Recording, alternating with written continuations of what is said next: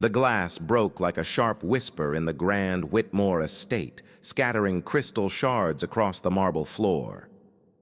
For a moment, the sun caught each fragment, and they gleamed like frozen tears. 5 women dressed in silk and diamonds turned their heads in unison. Their expressions were polite enough to pass in public, but in their eyes, there was the faint glint of something colder.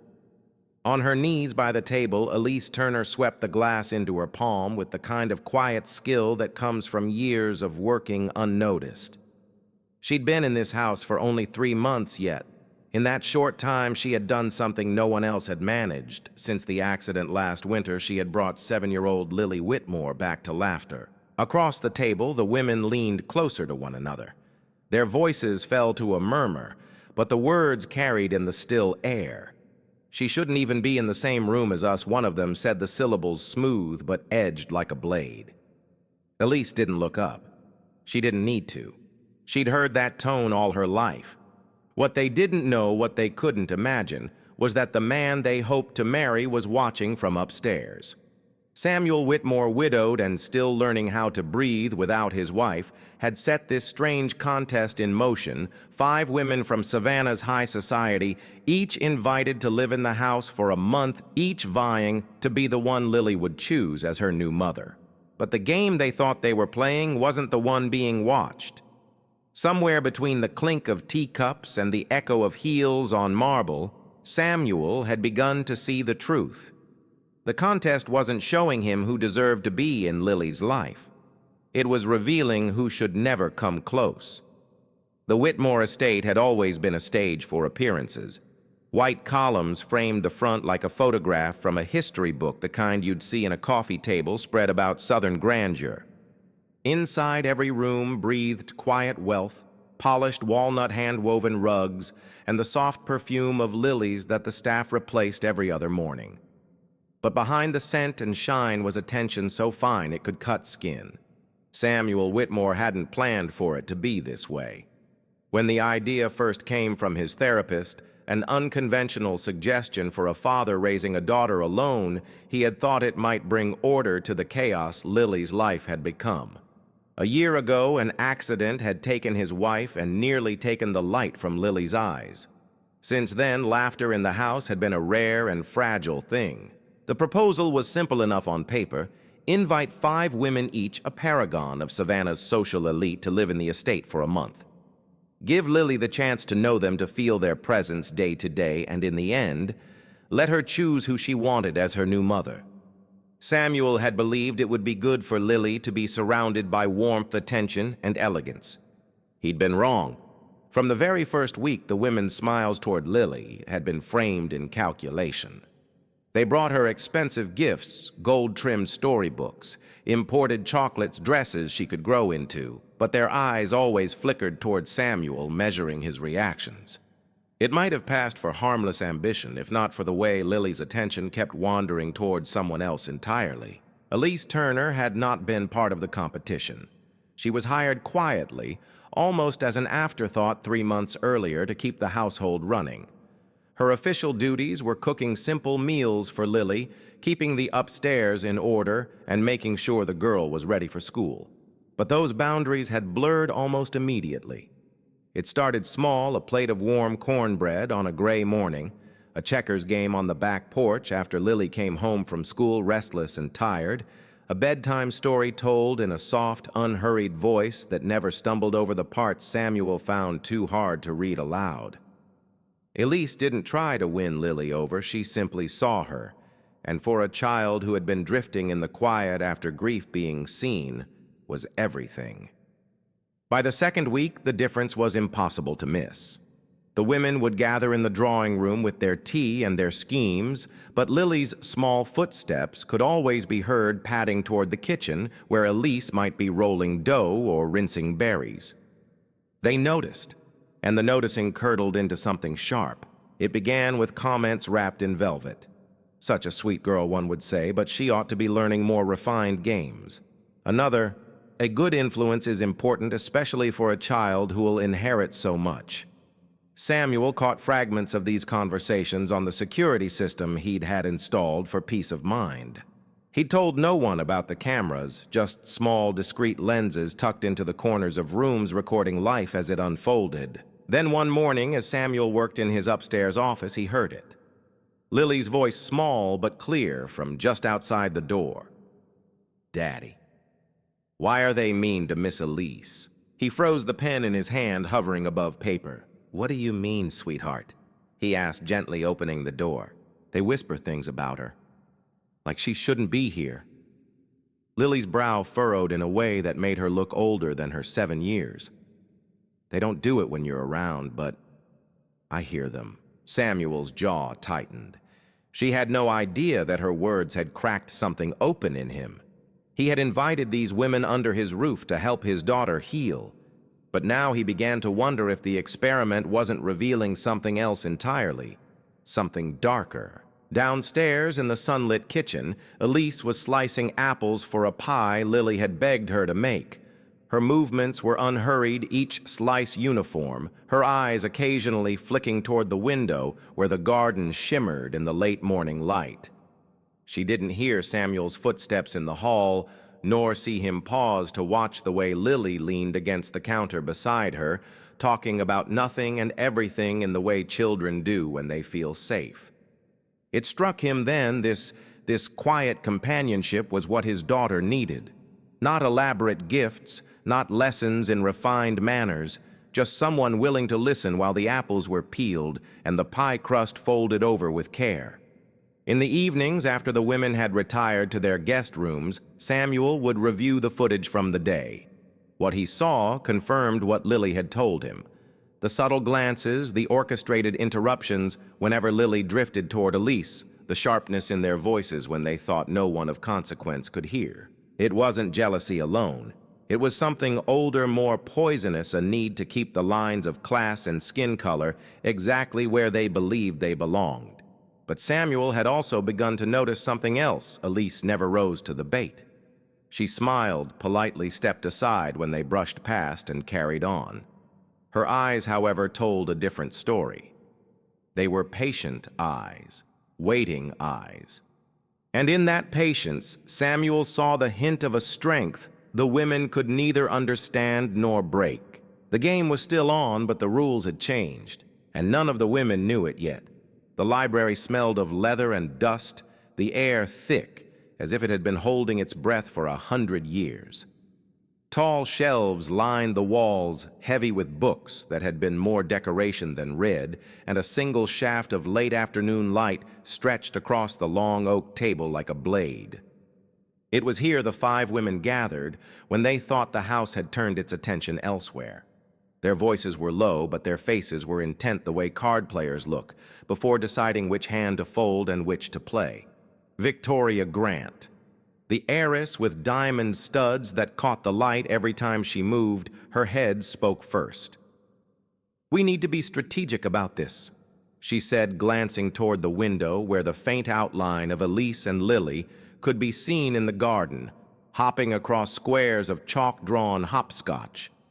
"That woman is inserting herself into the child's life in ways that are inappropriate for our social class." Priscilla Kent, the corporate lawyer, leaned forward and flipped open a leather-bound planner. "I've reviewed employment law in Georgia. Samuel can release her on the grounds of cultural incompatibility, no legal risk to him at all." She smiled thinly, as if she'd just played a winning move on a chessboard. Across the table, Evelyn Shaw, the surgeon with hands that could stitch a vein finer than silk, drummed her fingers against her teacup. "We're dancing around it," she said.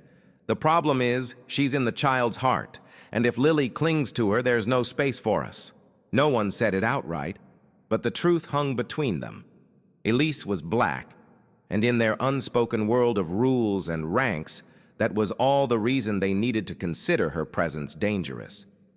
They began to trade ideas, each sharper than the last, arranging situations where Elise might appear neglectful, twisting moments of kindness into breaches of professional boundaries. It wasn't their first time plotting against someone they deemed beneath them. It was simply the first time they'd found their target in this house. But Elise had grown up in rooms like this, though she'd never sat at the table. She was the daughter of a housekeeper who had worked for wealthy Charleston families for 30 years, and she had learned the language of quiet exclusion long before she learned to read. At 14, she'd watched her mother be dismissed after decades of spotless service because a child in the house had grown too close to her. Now, 15 years later, she could hear the same currents in the women's voices. That afternoon, Elise was in the kitchen setting a tray of still-warm cookies on the counter when she heard Lily's footsteps come skidding in. "Miss Elise, did you make the butterfly cookies?" the girl asked, breathless with anticipation. "I did, sweetheart," Elise said, her smile warm but measured, "and I saved extra for after dinner." From the doorway, Victoria appeared, her smile too sweet to trust. "Elise," she said, tasting the name like something bitter, "don't you think you're taking on a bit too much with Lily? We're here to shape her development." Elise turned toward her, still holding the spatula, her tone even. "I was only following Mr. Whitmore's instructions to keep her fed and happy." Priscilla stepped into the room, her voice light but edged. "Feeding her is one thing. Emotional attachment is another." "I understand perfectly," Elise replied, her voice carrying that same dangerous calm. "I've always believed that caring for children means giving them exactly what they need when they need it." The silence that followed wasn't comfortable. It was the kind that made people shift in their seats, sensing a strength they hadn't accounted for. That night, in the glow of his upstairs office, Samuel replayed the footage. The camera in the kitchen had caught it all, the controlled poise in Elise's posture, the way she shielded Lily without raising her voice, the undercurrent of hostility in the women's tones.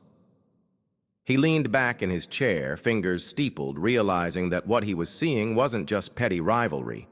It was the first move in a quiet war, and Elise, she hadn't even begun to fight back. Later, in her small room above the garage, Elise sat on the edge of her bed with the phone pressed to her ear.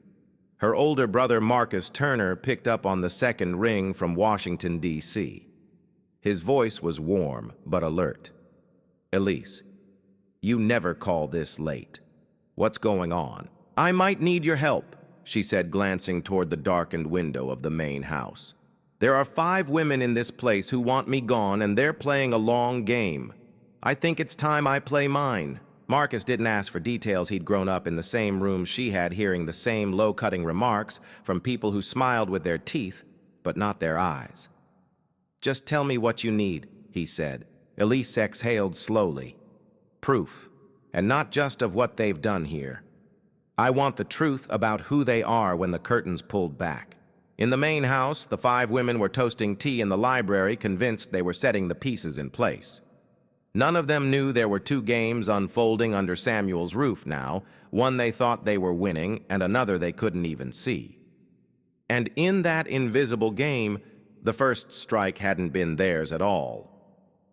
Rain had come in the night, soft but steady, leaving the Whitmore gardens damp and shining under the pale morning sun.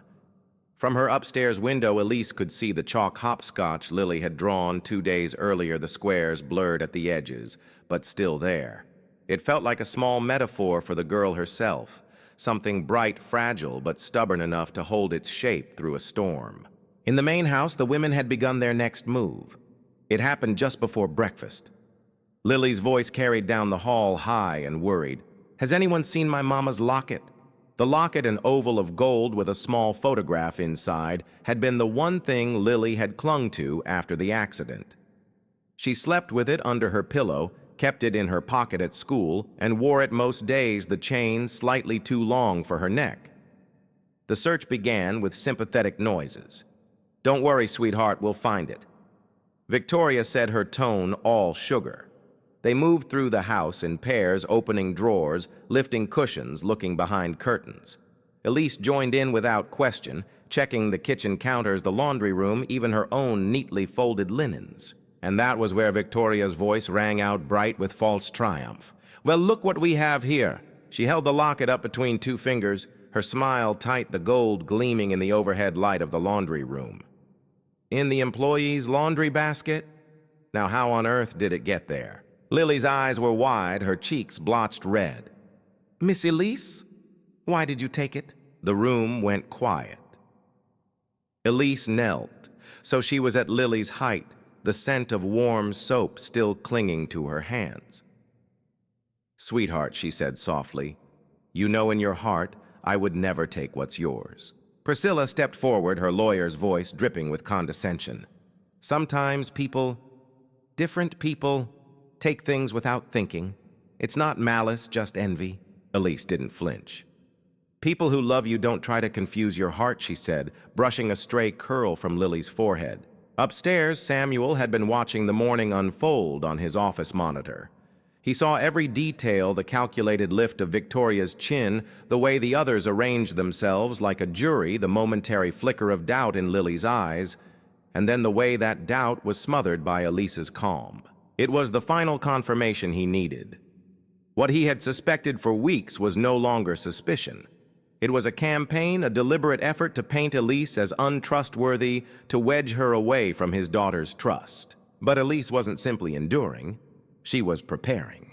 That evening, after Lily was asleep, she made another phone call, this time to Professor Angela Morris, her former advisor at Clark Atlanta University. The connection crackled faintly the way late-night calls often do. "Angela, I need help," Elise said.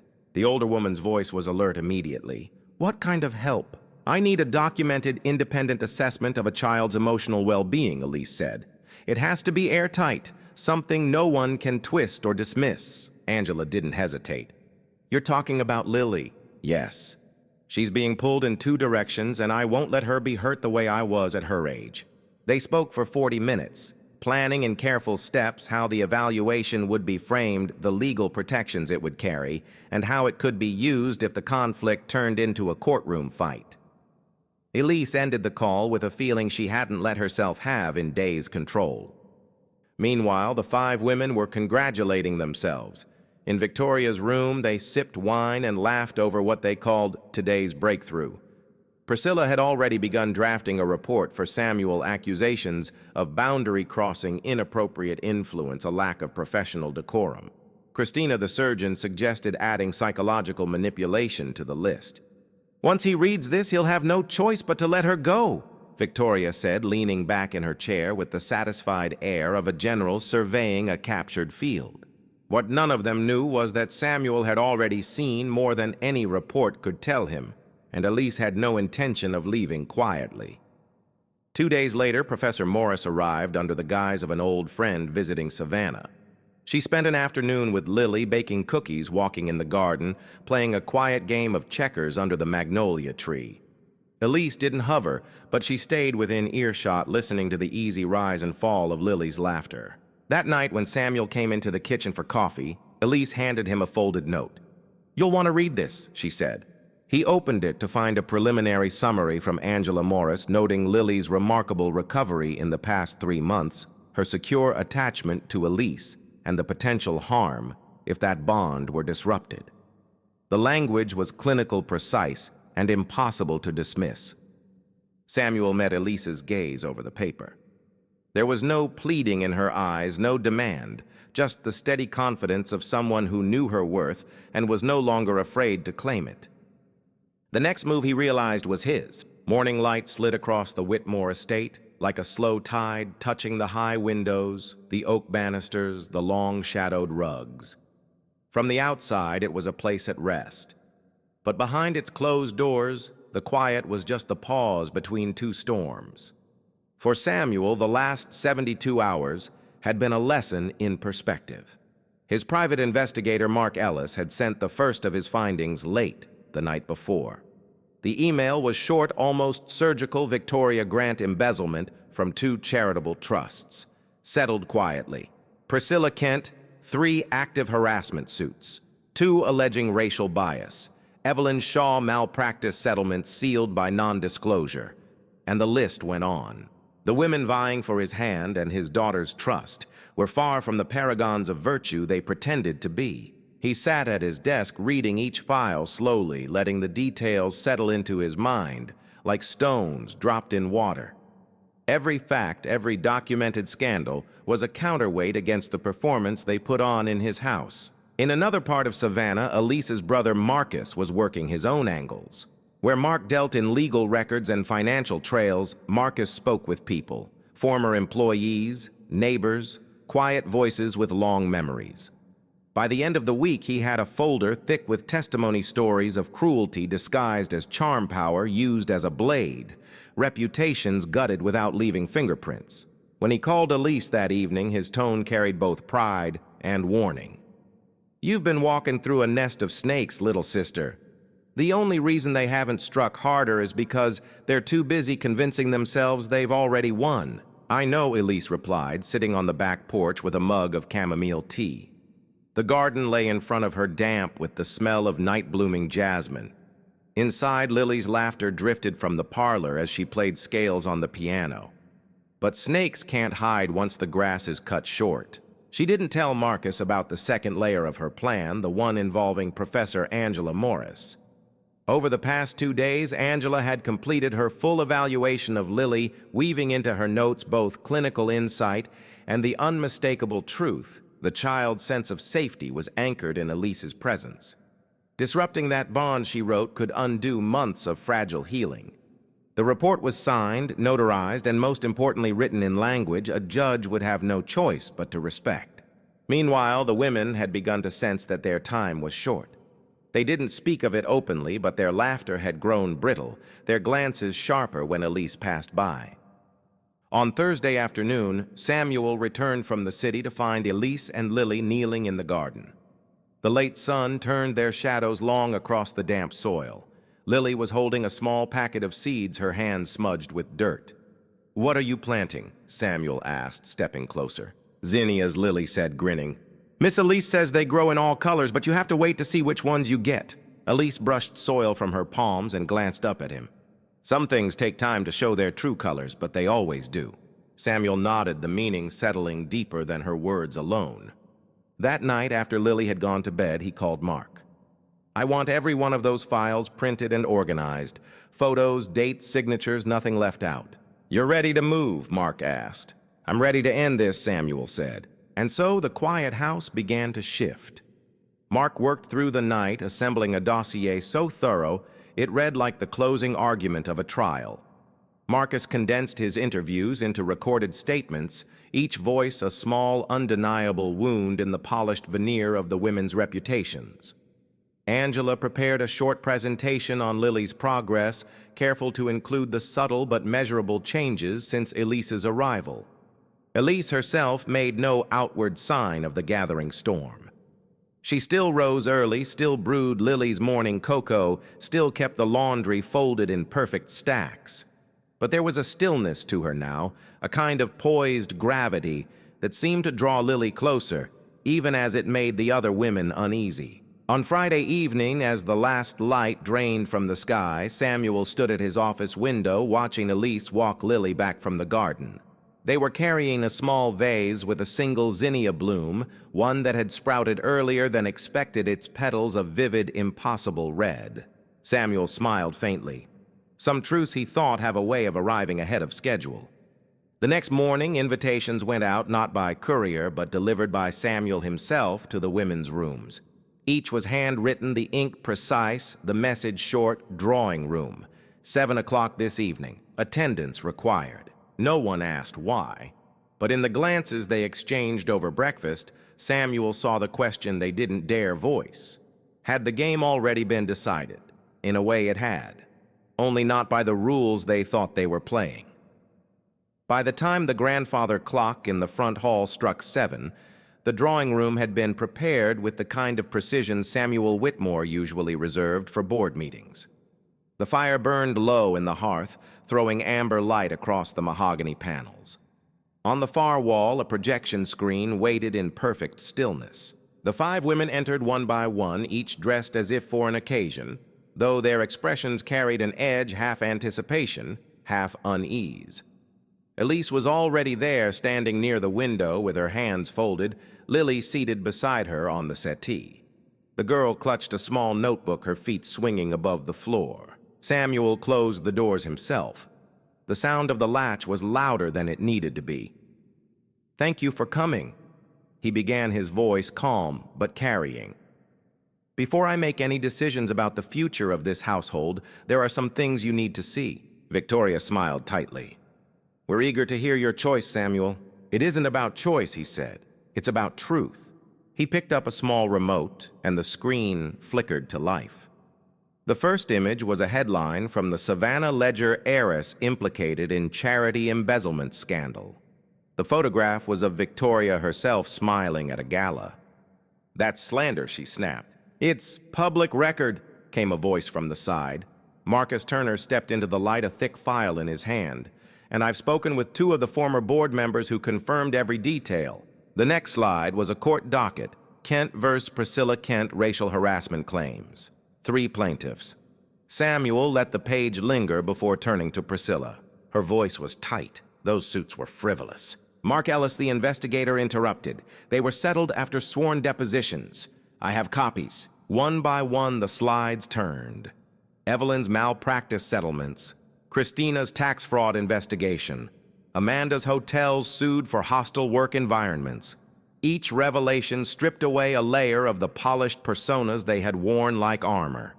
And then came the videos, from the hidden cameras, the library meeting where they discussed cultural incompatibility, the whispered jabs in the dining room, the staged discovery of Lily's locket. Each clip played in the steady, unblinking way that left no room for denial. When the sound of Victoria's voice filled the room, a black housekeeper taking up emotional space that should be ours, even the fire seemed to dim. Lily's small voice broke the silence. "I told you they were mean to Miss Elise." Priscilla turned toward her with a brittle smile. "Sweetheart, sometimes adults—" "Don't," Samuel said, his voice dropping a note. "Don't talk to her." He gestured to Professor Angela Morris, who stepped forward with a slim leather folder. "I've spent the last week assessing Lily's emotional health," she said. "The data is clear. Since Elise Turner entered her life, her anxiety symptoms have decreased. Her sleep has normalized and her ability to form secure attachments has strengthened. Removing Elise from her daily environment would likely reverse that progress." Victoria looked between them, her composure slipping. "Samuel, you can't seriously—" "I can," he said, "and I will. Elise has a degree in education, specialized training in child development, and more importantly, the trust of my daughter. You assumed she was just the help because of the color of her skin. That ends tonight." He turned to Lily. "Sweetheart, who do you want to help take care of you?" Lily didn't hesitate. "Miss Elise." The room was still. Samuel faced Elise fully now. "Then I have only one more question for you. Will you stay, not as an employee, as my wife?" For a moment, even the air seemed to hold itself still. Elise looked at Lily, then at Samuel. In her eyes was the quiet weight of someone who had been underestimated for far too long and who had learned exactly what her worth was. "Yes," she said. Lily's cheer broke the tension, her arms wrapping around Elise's waist. The women rose almost in unison, but Samuel raised a hand. "One last thing. Marcus Mark, make sure they each receive a copy of the files. And tell them my attorneys will be in touch. The suits are for conspiracy slander and attempted character assassination." Victoria's face blanched. "You wouldn't—" "I would," Samuel said. "You've all done enough damage here." When they left, the click of their heels on the marble sounded different, less like power, more like retreat. Outside cameras flashed. Marcus had arranged for reporters to wait at the gates. By morning, Savannah would know the truth. Elise remained by the window, Lily still in her arms. She wasn't smiling widely, but there was a peace in her expression, a steady light that said the real victory wasn't in their disgrace, but in the home she'd helped rebuild. 2 years had passed since that night in the drawing room, but the memory of it lived in the walls of the Whitmore estate like an old song.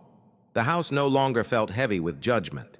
Its rooms carried the softer weight of laughter, piano notes drifting down the hallway, the aroma of cinnamon bread cooling on the counter. In the study, a framed photograph sat on the desk, Samuel, Elise, Lily, and a dark-haired toddler with Samuel's eyes and Elise's quiet smile. David Jr., barely 6 months old, slept most afternoons in the sunlit nursery. Lily, now 9, practiced piano with the same dedication she once gave to hopscotch, her fingers finding melodies she wanted to play for her mother. Elise's days were full, but not in the way they once were. She still kept the house warm and welcoming, but now her work reached beyond its walls.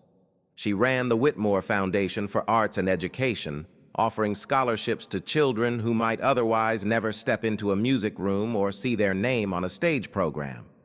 She had just returned from presenting a young cellist from Detroit with a full scholarship to study at Juilliard.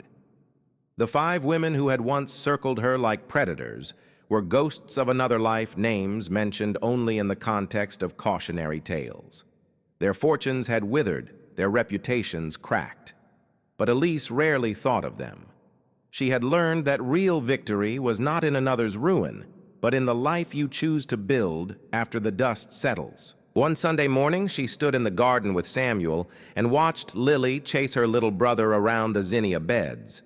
The flowers had bloomed in every color, just as she'd told Lily they would. Samuel brushed his hand against hers. "Do you ever think about back then?" Sometimes, she said softly, "but not to remember the fight. I think about the moment it ended and what came after. That's the part worth keeping. Sometimes the world will try to measure your worth by the wrong scale, by your title, your bank account, your background, the color of your skin.